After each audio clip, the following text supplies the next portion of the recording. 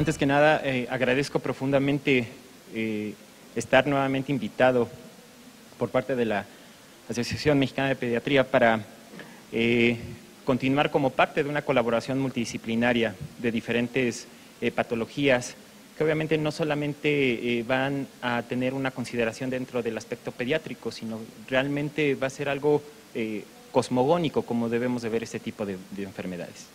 Bien, casualmente los temas que me han invitado a dar son temas que de repente pudieran parecer un poquito difíciles de abordar y que en ocasiones tenemos un poco de rechazo a poder saber o querer integrar en ocasiones este tipo de padecimientos porque sabemos que no son pacientes sencillos.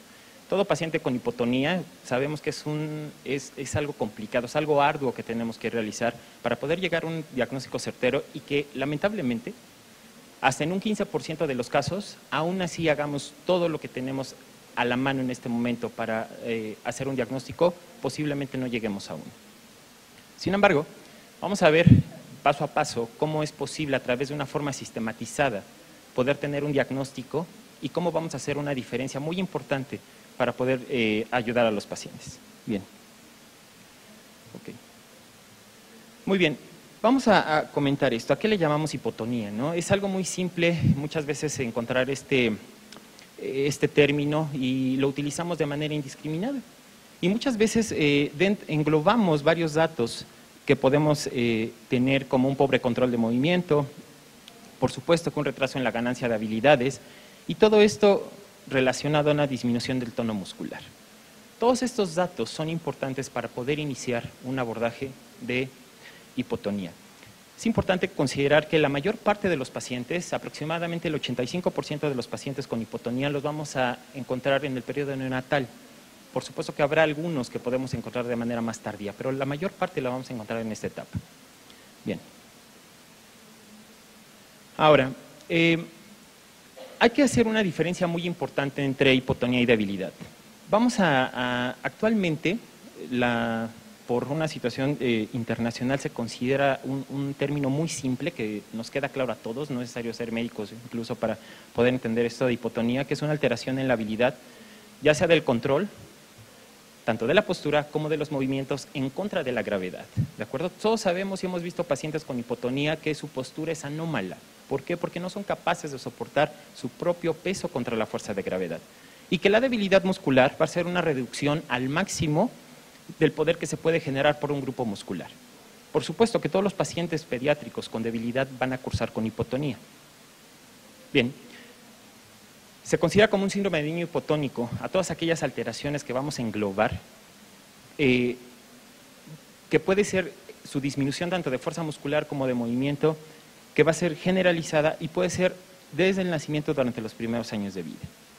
Es importante considerar que vamos a tener dos grupos muy amplios para poder decir hipotonía, lo que llamamos una hipotonía central o una hipotonía periférica, que de repente esto siempre genera un poquito de confusión. ¿A qué le vamos a llamar central y a qué le vamos a llamar periférico? Y si realmente es posible hacer una separación absoluta o es incluso posible que en algún momento converjan.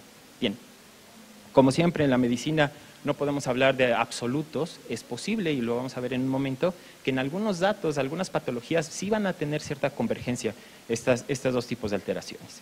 Bien, ¿cuál es el reto? Que para muchas de estas etiologías, el cuadro clínico puede ser similar, nos puede confundir. Este es el reto. En realidad no es un abordaje sencillo, es un hecho, pero si lo escudriñamos de una manera adecuada, como lo vamos a ver aquí, tendremos mucha certeza diagnóstica para poder hacer el diagnóstico. Como siempre, los antecedentes de importancia dentro de nuestra historia clínica. Tengo excelentes amigos pediatras y siempre me han enseñado que las mejores historias clínicas que hacen son ustedes, eso es un hecho, siempre lo defenderé. Como hace un momento el doctor comentaba, preguntan hasta los ositos Winnie Pooh de los niños, cuántos tienen, cuántos peluches, etcétera. Eso solamente lo hacen ustedes y es algo maravilloso, porque gracias a eso podemos llegar a este tipo de historias clínicas que vamos a tener un abordaje y una sensibilidad para poder tocar ciertos puntos tan importantes que nos van a llevar de la mano al diagnóstico. Por supuesto que de entrada los antecedentes de familiares con problemas neuromusculares. saber si hay consanguinidad o endogamia, porque muchas alteraciones miopáticas, muchas alteraciones metabólicas que nos pueden dar datos de hipotonía se heredan de una manera autosómico recesiva, que por supuesto puede estar favorecida por ese tipo de reproducciones consanguíneas o endogámicas. Por supuesto que aquí no estamos para señalar a nadie, no para juzgar, es un antecedente importante que nos debe de brindar información. Los movimientos fetales, por supuesto que esto es algo ambiguo. Preguntarle a una mamá, ¿y cuánto se movió el bebé? Es muy ambiguo como lo podemos decir, pero lo que sí sabemos es que muchas mamás dicen es que mi bebé casi no se movió.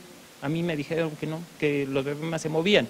Y hay otras mamás que dicen, yo traía un alien. Entonces, es muy difícil esta situación de la ambigüedad en cuanto al movimiento, pero es importante considerarlo. Polidramios, de repente este antecedente de polidramios decimos, tiene una alteración, una atresia intestinal, una atresia esofágica, algo tiene, malformación, por eso no se mueve. Por eso tiene mucho líquido, perdón. No necesariamente, incluso sin tener malformaciones, se ha demostrado que datos de hipotonía al nacimiento se pueden relacionar con polidramios porque el feto va a tener poca capacidad de tragar líquido amniótico. Entonces ese puede ser otro dato clínico de importancia. El trabajo de parto, por supuesto, los datos de asfixia, una garbajo, está por demás decirlo. Vamos a ver que la mayor parte de las alteraciones de hipotonía central se deben a hipoxia perinatal, antecedentes de encefalopatía hipóxico-isquémica. Los movimientos al nacer, si hubo movimiento, si hubo llanto o no. Y por supuesto estos datos. ¿Cuándo se comenzaron a ver los datos de hipotonía, de debilidad o hipotonía en el paciente? ¿Y cómo cursó? Si fue aumentando, se mantuvo estática. Y un dato también importante, si es posible o no alimentar de forma oral al paciente. ¿Qué tanta fuerza de succión tiene? Una vez teniendo todos estos datos, nuestro abordaje general para todos los pacientes hipotónicos, de aquí vamos a partir. Debemos de saber qué tipo de distribución ocurre, en qué tipo de distribución corporal está ocurriendo la debilidad. Si es troncal, si es únicamente en extremidades, o si incluye también a cabeza y cuello. Habrá algunas que tengan que ver con las tres, habrá algunas que tengan que ver solamente con las extremidades, habrá incluso alguna que solamente tenga que ver con región cervical. Vamos a saber si hay compromiso de musculatura facial, y eso es muy simple de ver. Obviamente, si tienen parálisis facial, se puede valorar, pero otros datos, aunque no tengan parálisis, sabemos que los bebés hacen, los recién nacidos, no solo gesticulan bastante, pero cuando los niños ya van creciendo, generan imágenes en espejo, son capaces de generar esas imágenes en espejo, y un niño hipotónico no va a tener la capacidad de gesticular de la misma manera que un paciente que no lo es. Por supuesto, esta dificultad para succionar y tragar y una dificultad ventilatoria. Bien, continuando con ese abordaje, nos vamos ahora sí ya a la exploración física, que tanta capacidad motora tiene, una fuerza muscular y por supuesto que los reflejos. Obviamente, el abordaje que yo realizo como genetista está limitado, no es mi área de expertise la neurología pediátrica, pero esto es lo mínimo que debemos de realizar en un abordaje de este tipo de pacientes. Ahora sí, una vez con esto, ya podemos comenzar a pensar, ¿qué tipo de hipotonía es? Tenemos dos grandes grupos, hipotonía central y hipotonía periférica. Hasta en el 80% de los casos, la hipotonía corresponde a una hipotonía central. Y lamentablemente, se ha considerado que la hipotonía central no hay mucho que hacer por los pacientes. Si son egresados, váyate a su casa, lo más que pueda hacer por la terapia, no podemos hacer nada. No, sí podemos hacer mucho, lo vamos a ver en un momento.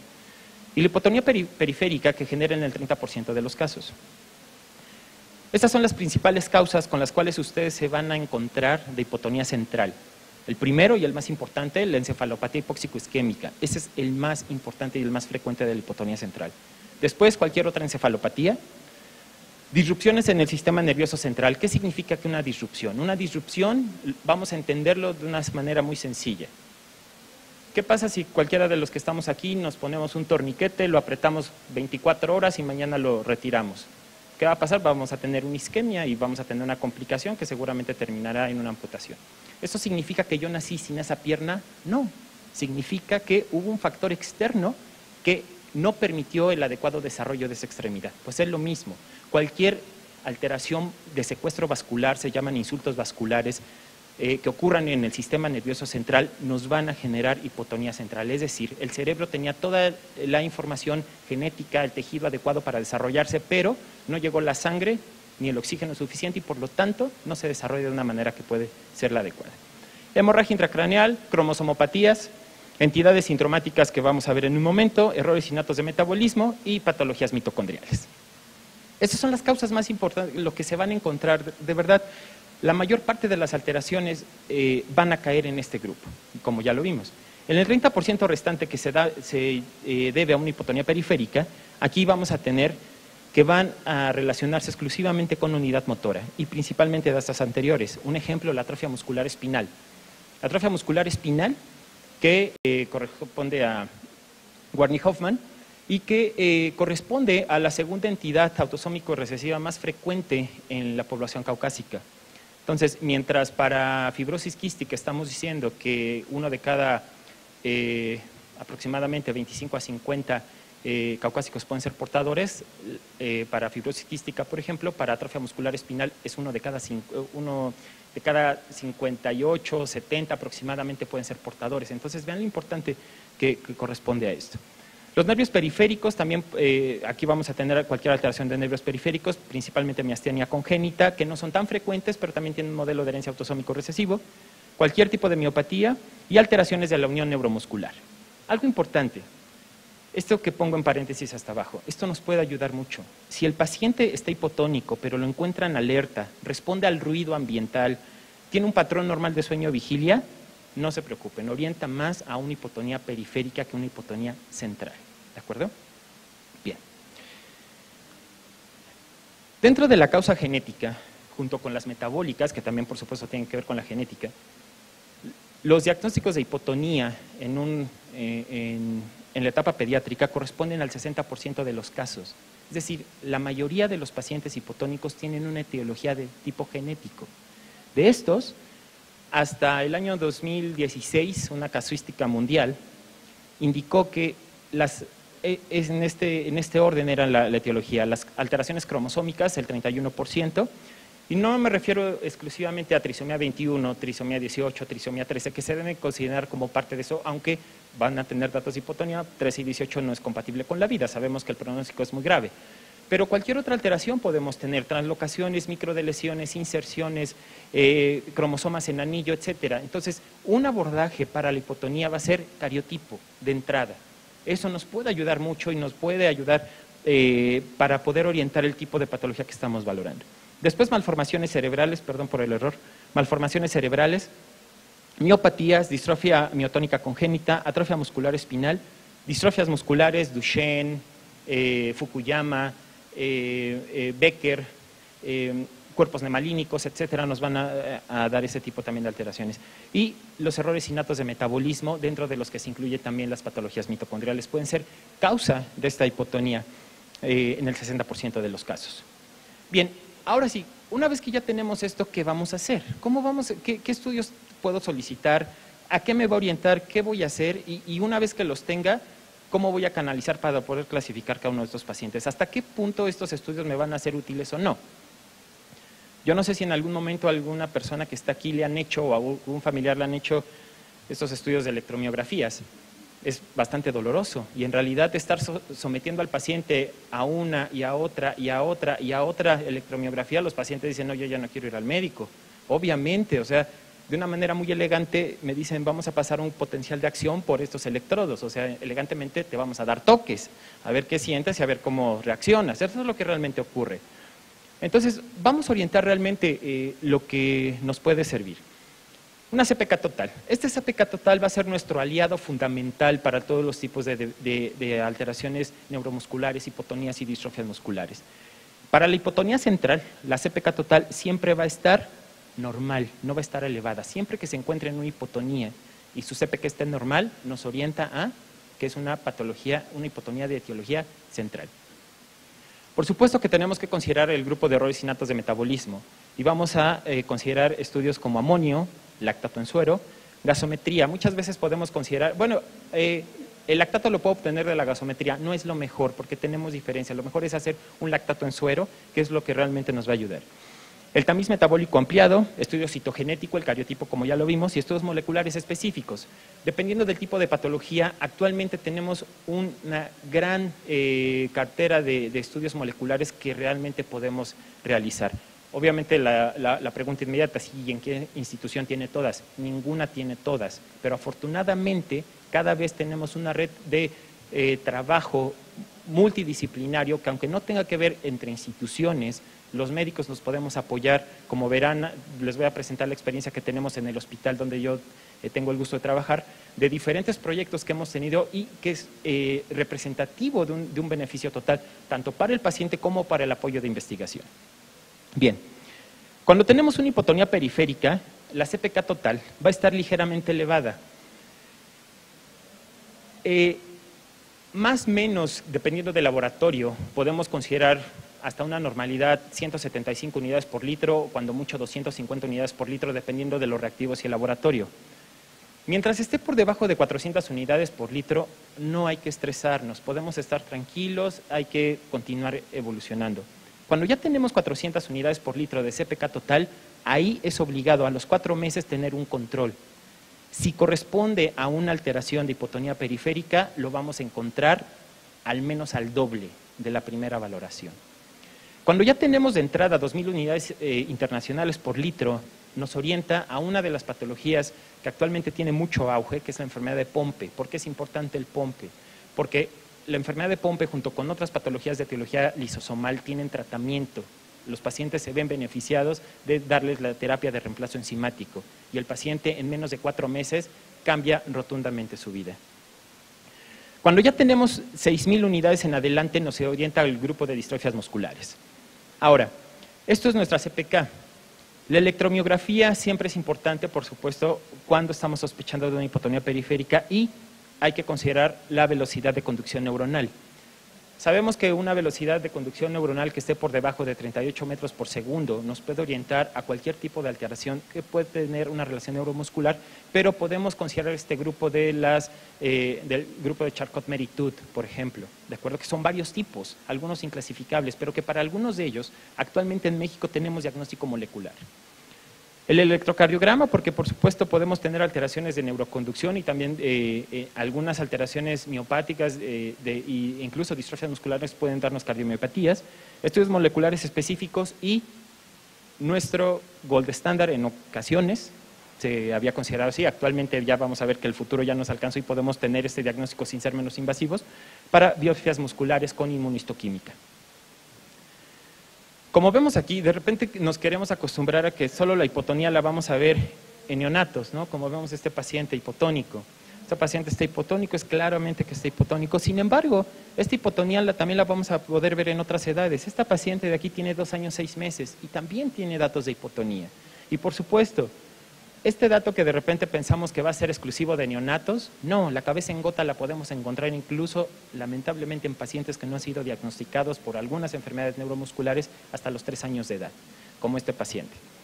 Estas son facies características que ni siquiera cabe considerarlas como características dismorfológicas o entidades sindromáticas, simplemente son facies, la siguiente, son facies de hipotonía. Los pacientes con hipotonía van a tener estas caritas. Si nos damos cuenta cómo vamos a tener una tosis palpebral, la boca va a estar abierta, generalmente van a tener una protrusión lingual, y esto es algo importante. Muchos pacientes van a tener esta forma de boquita, se llama narco de Cupido, así se llama la descripción, y todos estos datos a nivel facial nos pueden ayudar mucho. Hay algo importante. Las fasciculaciones que tenemos a nivel de la lengua, si las tenemos de manera espontánea, o incluso podemos hacer una exploración neurológica estimulando un poco la lengua, vamos a tener fasciculaciones. Tengo un poco de experiencia en trabajar con patología mitocondrial, colaboración con el doctor Enrico Bertini en el Hospital Bambino Gesù de Roma, Italia, y con otros compañeros médicos en Argentina. Y uno de ellos me comentaba, un doctor increíble, el doctor Ruggiero, me comentaba que él había encontrado una técnica que no la había publicado, pero que una técnica muy importante para poder diagnosticar algunos grupos de alteraciones neuromusculares en pacientes hipotónicos. Y si ustedes me acompañan a hacerla y si la persona que tiene al lado les permite, será muy bueno. La lengua es un músculo muy fuerte. El doctor Ruggiero siempre dice, si no, pregúntenle a sus amantes. Es un músculo bastante fuerte la lengua. Si nosotros hacemos esto, ponemos nuestra lengua contra el carrillo de esta manera, intenten ustedes empujarse. Ahora, si la persona que tienen al lado se los permite, jueguen un poquito de fuerzas contra él o contra ella y verán que es muy complicado vencer con nuestra mano una lengua. Este es un dato muy importante porque parece ser que cada vez está cobrando más, no podría decir que ya patognomónico, pero todos los pacientes con enfermedad de Pompe lo tienen. No van a vencer, o sea, vamos a vencer la lengua con nuestros dedos. En todos los pacientes con Pompe, desde niños a adultos, van a tener este dato. Es algo que de manera empírica se comenzó a observar, nos sirve mucho y la verdad es que yo lo uso prácticamente para todo el abordaje que tenga que ver con alteraciones musculares principalmente, como parte de la hipotonía por supuesto, pero más encaminado hacia una situación periférica. Bien, de repente consideramos que estas posturas, ¿y por qué se los coloco esta imagen? Por supuesto que la hipotonía va a tener datos de hiperlaxitud articular, pero de ninguna manera debemos de caer en una confusión, que toda la hiperlaxitud articular va a tener hipotonía, es decir, ese será un dato agregado a nuestra hipotonía, porque si llega un paciente con Ehlers-Danlos, que pueden hacer esto, un paciente con hiperlaxitud benigna familiar, que tienen incluso estas posturas para sentarse, no significa que vamos a borrarlo como hipotonía, ¿de acuerdo? Entonces, sí van a cursar, pero hay que tener mucho cuidado en cómo vamos a hacer este tipo de abordaje. Bien. Independientemente de los estudios que ya comentamos, viene esto, el futuro. Entre comillas lo pongo porque esto que vemos aquí, se lo voy a explicar en un momento, es de hace unos meses. Y este estudio que tenemos aquí de generar NGS, que son las secuenciaciones de nueva generación, los tenemos disponibles en México, en el Hospital de Centro Médico Nacional La Raza los tenemos disponibles, tenemos ya estudios para secuenciaciones de siguiente generación, donde hemos encontrado pacientes con mutaciones que son muy características de la población mexicana. En un momento vamos a comentar esto. Esto fue en una población china, esos chinos se meten en todos lados, entonces, una población china, mi apellido es chino, por eso les digo, donde encontraron en neonatos hipotónicos este tipo de alteraciones. Hay algo muy importante que tenemos los mexicanos y parte de nuestro material genético, aunque somos una población altamente panmíxica, proviene de Asia y estamos muy en relación con población asiática. Muchas de estas mutaciones se han reportado en población asiática y se han reportado en mexicanos. Entonces, es importante ver cómo todo esto nos puede brindar todavía un poco más de certeza en el diagnóstico. Si de manera clínica podemos tener hasta un 80-85% de diagnóstico con los estudios que les comenté, con estos estudios podemos llegar a cerca del 92% de hacer un diagnóstico certero. ¿Qué experiencia tenemos en el hospital donde trabajo, en el Centro Médico Nacional La Raza? Dentro de las causas de hipotonía, sabemos que una de ellas, como comentamos, es el retraso psicomotor dentro del grupo de alteraciones a nivel central. El retraso psicomotor para nosotros es la segunda causa de consulta. Aproximadamente tenemos 100 casos nuevos de primera vez, casos nuevos por mes en el servicio de genética, más 350 casos en subsecuencia al mes. De estos, la segunda causa de diagnóstico va a ser retraso psicomotor y van a cursar con hipotonía. De ellos, hacemos todos estos estudios, hemos encontrado alteraciones cromosómicas, tanto numéricas como estructurales, entidades sindromáticas que van en este orden, primero Prader-Willi, después X frágil, otros síndromes como Smith-Lemni-Opitz, síndrome de Kabuki, atrofia muscular espinal y el grupo de Charcot-Meritud. Por supuesto que errores innatos de metabolismo y alteraciones mitocondriales. ¿Qué tenemos en el hospital? ¿Cómo hacemos esto? Una vez que llega nuestro paciente y ya hacemos todo el abordaje clínico como lo comentamos, lo que hacemos desde el punto de vista de genética es el cariotipo, unas bandas G, un cariotipo convencional, si necesitamos un cariotipo de alta resolución se puede solicitar, o algunos otros tipos de cariotipo con bandos específicos, bandas Q, bandas R, que de repente van a ser específicos para saber si hay microdeleciones o duplicaciones en alguna región y de ahí tomar el diagnóstico y evitarnos todos los demás estudios que van a ser innecesarios para el paciente. Tenemos la posibilidad de un tamiz metabólico ampliado, estudios citogenéticos moleculares como el FISH, que en un momento les voy a presentar imágenes de pacientes con Prader-Willi con FISH positivo, y estudios de actividad enzimática específica para las enfermedades lisosomales que tienen terapia de reemplazo enzimático, en este caso para la hipotonía Pompe, y el síndrome de Kabuki. Hace un año, casi 2 años, tuve la fortuna de ser el director de tesis de un pediatra del Hospital General del Centro Médico Nacional La Raza. El doctor Kenneth Magaña se encuentra ahora realizando su subespecialidad, ya creo finalizando la de infectología pediátrica en el Hospital Infantil de México. Y con él encontramos 2 cambios que jamás se habían encontrado en población de pacientes con síndrome de Kabuki a nivel mundial. Estos son nuestros pacientes que estudiamos, los más representativos, el cariotipo de los pacientes con síndrome de Kabuki, y lo que encontramos son estos cambios en 2 cromosomas, uno en el cromosoma 12 y uno en el cromosoma 20, que eran duplicaciones en estas regiones.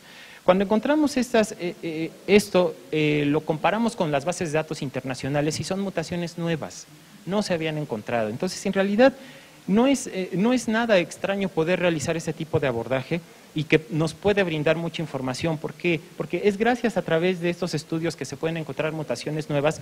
Estos pacientes que tenemos aquí, a pesar de que todos tenían hipotonía, los pacientes con estas alteraciones tenían un retraso mental severo, a diferencia de los otros pacientes que era un retraso mental leve a moderado. Entonces, por supuesto que incluso esto nos ayuda a poder hacer correlaciones fenotipo-genotipo e incluso poder sugerir una evolución y considerar un cuadro clínico de seguimiento.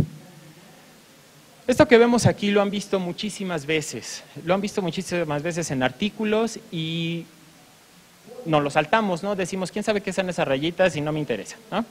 Pero es muy simple.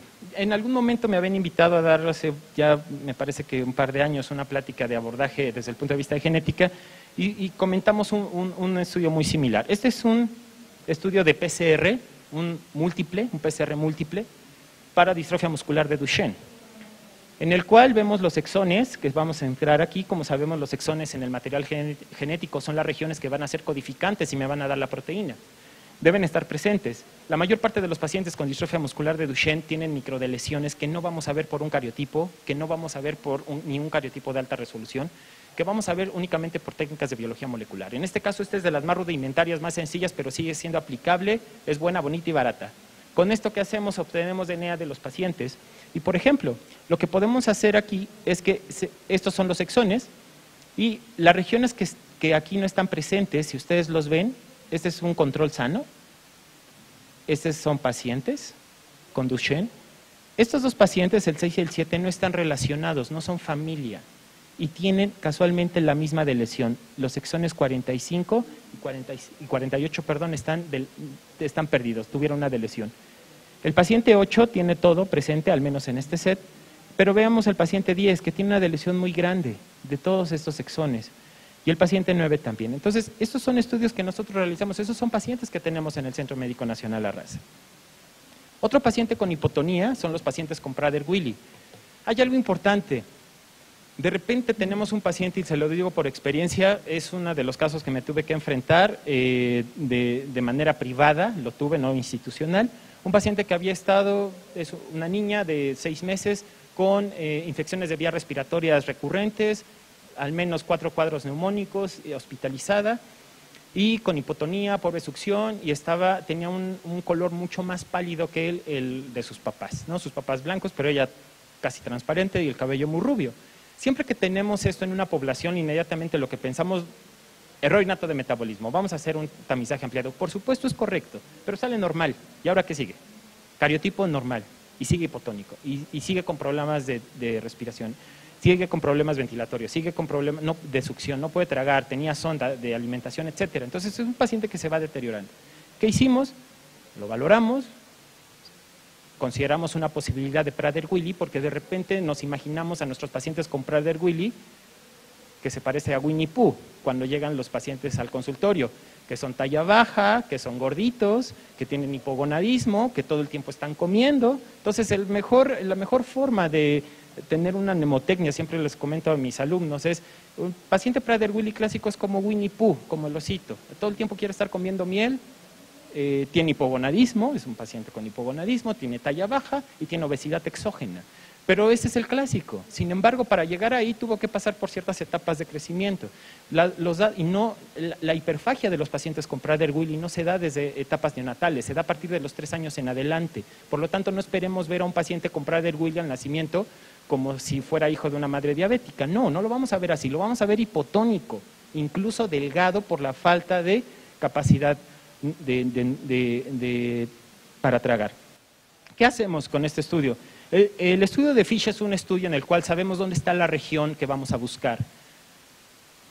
Ponemos a competir unas secuencias muy pequeñitas que ya sabemos dónde están estas regiones, dónde están los genes. Es algo muy simple. El material genético tiene una peculiaridad muy importante, se llama complementariedad, es decir, únicamente una secuencia va a reconocer a otra, no, eso no va a cambiar jamás. ¿Qué se hace? Se calienta el material genético y las dos hebras de DNA se separan. Cuando bajamos la temperatura, esas dos cadenas de DNA se van a volver a juntar, se van a buscar. Pero esos son como trailers. ¿Qué pasa si metemos 50,000 Ferraris a buscar esa región? Pues le van a ganar al trailer y se van a pegar. Si la encuentran y se pegan, va a brillar, me da una fluorescencia, por eso se llama FISH, estudio fluorescente in situ. Va a brillar, y si brilla significa que está presente. Si no la encuentran, no se pega y por lo tanto no brilla, por lo tanto esa región se perdió. Si tenemos dos cromosomas 15, y en esa región 15q11, q13, donde está Prader-Willi, deberíamos de tener dos brillos, uno en un cromosoma 15 y otro en el otro.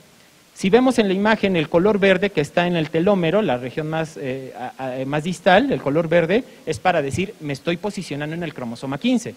Y la roja es la región que causa la enfermedad de Prader-Willi. Si no está presente, va a dar Prader-Willi. Y lo vemos aquí, en este cromosoma está presente, pero en este no. Este es un paciente que tuvimos y se pudo hacer el diagnóstico a través de esta técnica. Bien.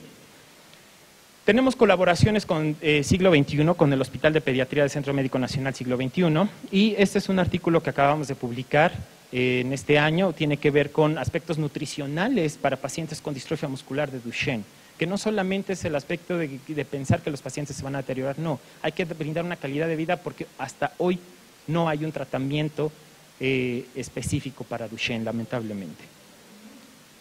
Tenemos otras colaboraciones y eso también los doctores del Instituto Nacional de Rehabilitación están completamente abiertos a colaborar de manera nacional e internacional también.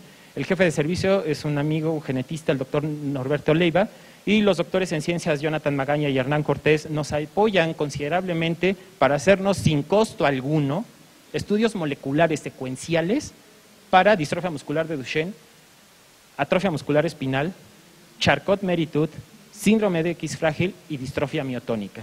Y algunas ataxias como ataxia de Friedreich y las ataxias espinocerebelosas, que obviamente no tienen que ver con una situación de hipotonía, pero todo eso está disponible. Obviamente esto es a nivel institucional, por supuesto, no privado. Cualquier institución que requiera, los doctores están abiertos sin ningún costo. El estudio más barato de estos, de forma privada, cuesta $1,500. Y ellos lo hacen sin ningún costo. Hemos diagnosticado familias enteras con Charcot-Marie-Tooth, con atrofia muscular espinal y portadoras incluso de X frágil. Bien, como verán, todo este abordaje se puede realizar y tenemos las herramientas, en realidad las tenemos.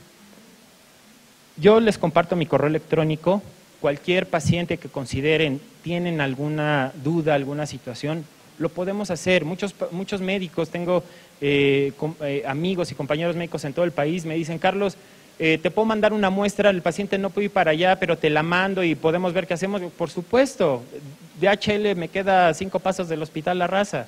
Llegan ahí las muestras y las procesamos y a más tardar en 3 semanas, un mes tenemos el diagnóstico. No es necesario que los pacientes vengan, ¿de acuerdo? Entonces, hay algo muy importante. Por supuesto que sí hay que romper ciertas barreras de pensar que una institución, el ISSSTE, el IMSS no tienen por qué relacionarse.